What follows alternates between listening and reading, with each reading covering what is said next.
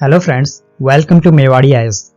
दोस्तों, इससे पहले की क्लास में हमने देखा था कि भारत में 10 नए रामसर आर्द्रभूमि स्थलों की पहचान की गई थी, लेकिन हाल ही में 11 नए रामसर आर्द्रभूमि स्थलों की पहचान और की गई है, जिसके साथ ही भारत में रामसर आर्द्रभूमि स्थलों की संख्या हो गई है 75।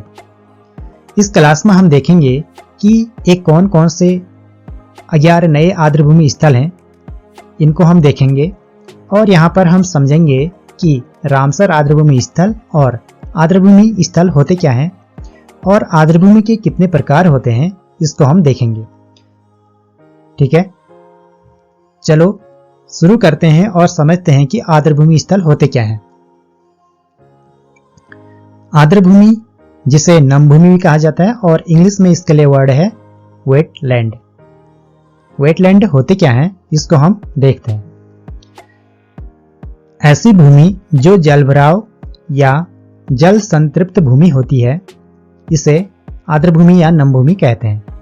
यहाँ पर क्या होगा, जल की मात्रा उपस्थित होगी और जो जल होगा वो स्थायी रूप में यहाँ पर मौजूद होगा। जल स्थायी रूप में मौजूद होगा। इसके साथ ही जो यहाँ की मृदा है, इसमें आर्द्रता यानी ह्यूमिडिटी अधिक पाई जाएगी। क्या? आर्द्रता अधिक पाई जाएगी। आर्द्रभूमि में जलीय पौधों के साथ साथ कई प्रकार के क्या होंगे, जलीय जीव भी यहाँ पर पाए जाएंगे। ठीक है, इसके चलते क्या होगा, यहाँ पर जैव विविधता अधिक पाई जाएगी, बायोडाइवर्सिटी यहाँ पर अधिक पाई जाएगी। इसे बोलते हैं आर्द्रभूमि या नमभूमि। ठीक है, क्या होगा, यहाँ पर जल की मात्रा होगी और जल स्थायी रूप में मौजूद होगा। जो यहाँ की मृदा होगी उसमें आर्द्रता अधिक पाई जाएगी। जलीय पौधे भी होंगे यहाँ पर और जलीय जीव भी यहाँ पर अनेक प्रकार के होंगे, जिसके चलते यहाँ पर क्या होगा, जैव विविधता अधिक पाई जाएगी। इसे बोलते हैं आर्द्रभूमि या नमभूमि स्थल।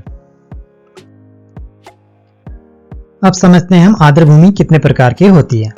आर्द्रभूमि के प्रकार, टाइप्स ऑफ वेटलैंड। आर्द्रभूमि 2 प्रकार की होती है और इनके भी 2 प्रकार होते हैं, जो इस प्रकार है। इसको अब हम समझते हैं। आर्द्रभूमि के 2 प्रकार होते हैं। एक होती है आंतरिक आर्द्रभूमि, जिसे इनलैंड वेटलैंड कहा जाता है, और दूसरी होती है तटवर्ती आर्द्रभूमि, जिसे कोस्टल वेटलैंड कहा जाता है।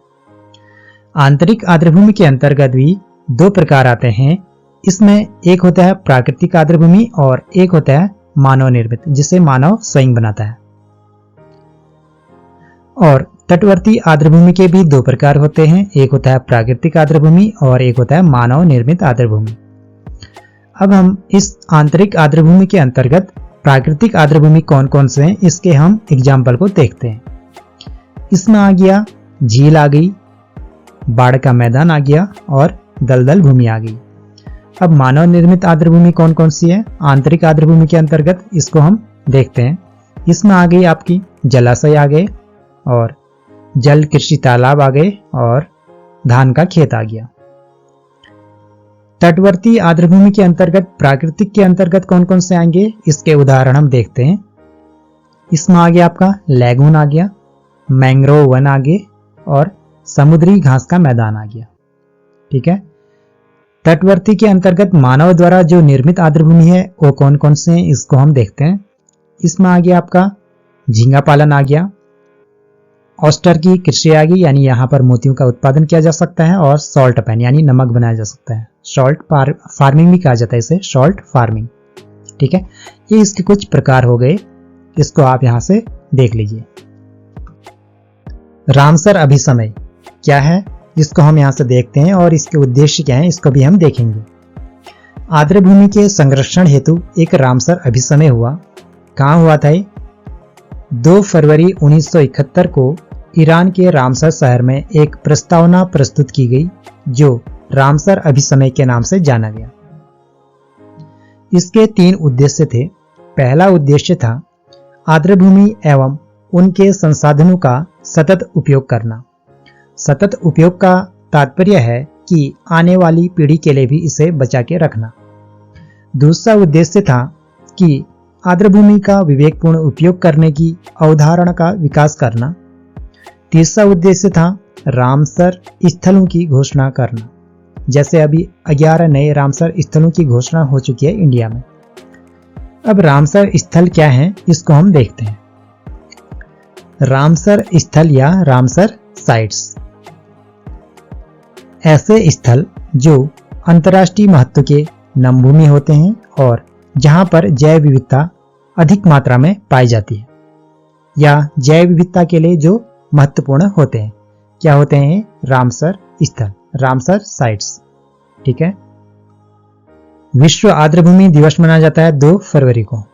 कब मनाया जाता है? 2 फरवरी को। इसे आप याद रखिए, विश्व आर्द्रभूमि दिवस मनाया जाता है 2 फरवरी को।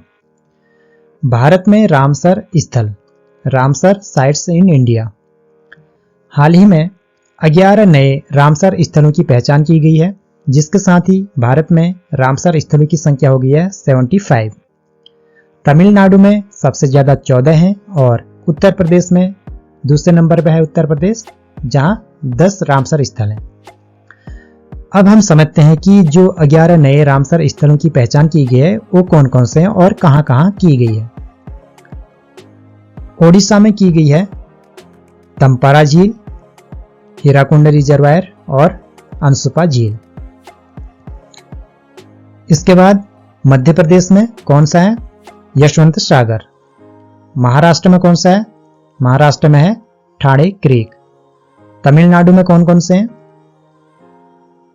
इसमें है Chitrangudi bird sanctuary, Suchindram Theroor wetland complex, उडूर बर्ड सेंचुरी और कांजी रंकुलम बर्ड सेंचुरी। ठीक है। इसके बाद है जम्मू कश्मीर में कौन कौन से हैं? इसमें है हाईगम वेटलैंड कंजर्वेशन रिजर्व और Shallbugh wetland conservation reserve. Odisha में किए गए हैं 3 को चिन्हित किया गया है। पहला है तंपारा झील, दूसरे नंबर पर है हीराकुंड रिजर्वायर, तीसरा है अंसुपा झील। मध्य प्रदेश में 1 को, एमपी में 1 को, यशवंत सागर को।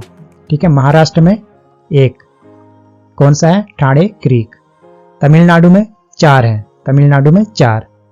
चित्रांगुनी बर्ड सेंचुरी 1, दूसरे नंबर पर सुचिंद्रम थेरूर वेटलैंड कॉम्प्लेक्स 2 और उडूर bird sanctuary 3, Kanjirankulam bird sanctuary 4। Jammu Kashmir में 2, जम्मू कश्मीर में जो 2 हैं, हाईगम वेटलैंड कंजर्वेशन रिजर्व 1 और दूसरा है शालबुक वेटलैंड कंजर्वेशन रिजर्व। तो दोस्तों आज हमने देखा कि जो 11 नए रामसर स्थलों की पहचान की गई है वो कौन कौन से हैं और इसका हमने कुछ बेसिक समझने का भी प्रयास किया था। दोस्तों अगर आपको ये क्लासें पसंद आ रही हैं तो प्लीज़ शेयर कीजिए और सब्सक्राइब जरूर कीजिए। ठीक है। धन्यवाद।